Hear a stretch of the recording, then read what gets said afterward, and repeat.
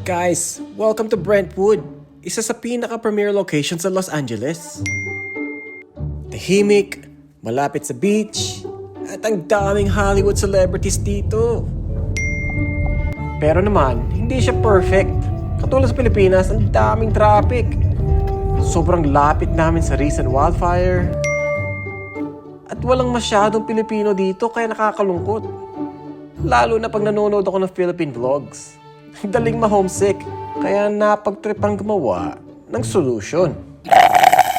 So for today's trip, punta tayo sa Panorama City.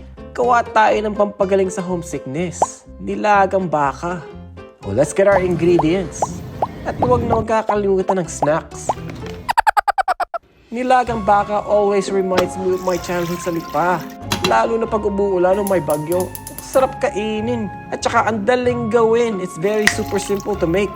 Ang pinaka-importante lang talaga ay time.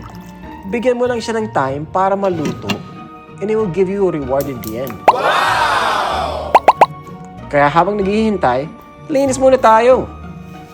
Uy, may sumisilip. 5 hours later. Yan, ganda ng kulay. Dagdagan natin ng patatas tapos pakuluin pa natin ng 1 oras. Hey! Laro muna kami ng aso ko habang naghihintay.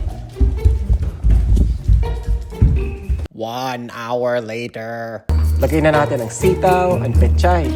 15 minutes later. Wow! Try na natin.